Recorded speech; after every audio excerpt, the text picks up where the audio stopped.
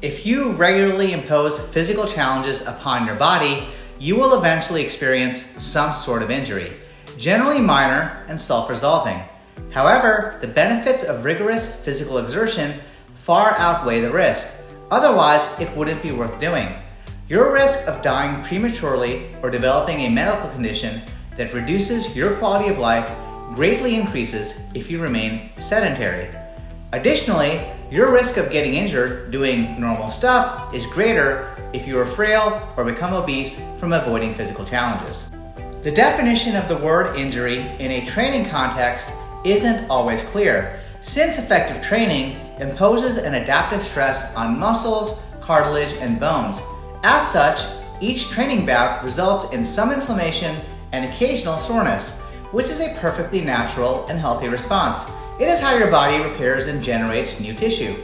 As long as the stress imposed on your body does not exceed its repair capacity, injuries remain unlikely.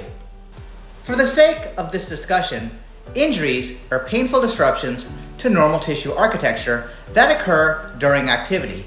They do not result in improved function over time and are not an expected response to a training stress.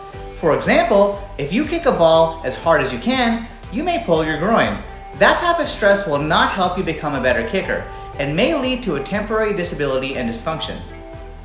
Conversely, if you have advanced osteoarthritis in your knees, doing something relatively mild, like partial range of motion bodyweight squats, may result in your knees being sore for several days. However, if done in a controlled incremental fashion with gradual progression of range of motion and resistance as tolerated, it will result in adaptations that make it less likely to cause pain in the future. So how do you keep from getting hurt?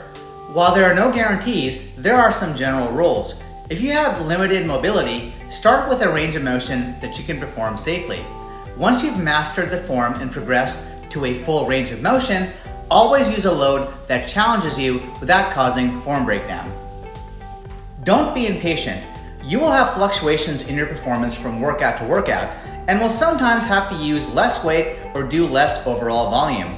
Often, this is due to psychological stress, poor diet, and poor sleep. Of course, you want to try to fix these variables, but during these periods, it is important to modify your workout accordingly, since these factors may predispose you to injury.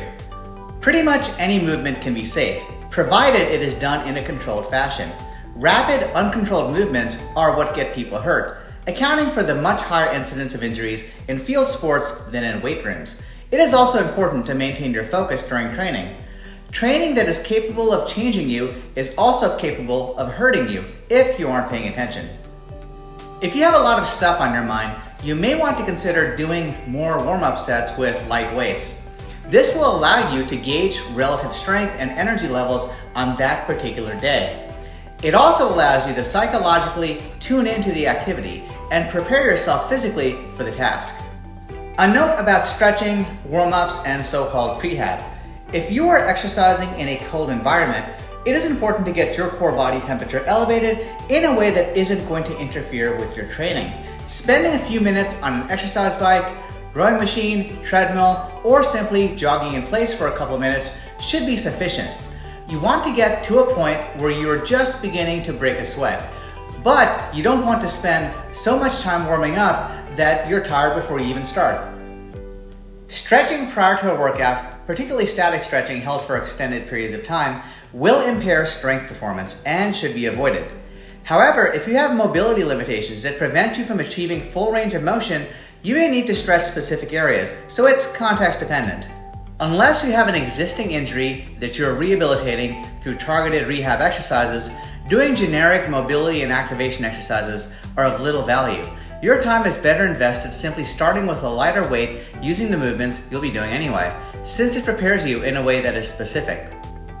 Finally, the best way to get yourself hurt is to train inconsistently and fail to make necessary adjustments for it. If you are only training a couple times a month, but think you're going to be just as strong and athletic each time you come back, and then attempt to do the same amount of work you did last time, you're asking to get hurt. Adaptations regress if you are inconsistent. Either get more consistent or find a program you can stick with, even if it's simply walking. There is also a special breed of middle-aged former athletes who've been sedentary for a decade who suddenly decide that they want to recapture their former glory, not realizing their body has changed. They try to replicate their performances from high school and end up hurting themselves. Happens all the time. Don't be that person. So the main takeaways here are: 1. Pain doesn't mean injury. 2. Minor, self-resolving injuries are inevitable with challenging training. 3. You are much worse off not training due to fear of injury.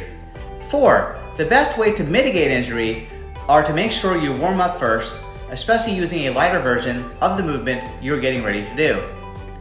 5. Getting enough sleep, minimizing stress, and good nutrition are essential. 6. Progress gradually with a tolerable range of motion and a manageable load. 7.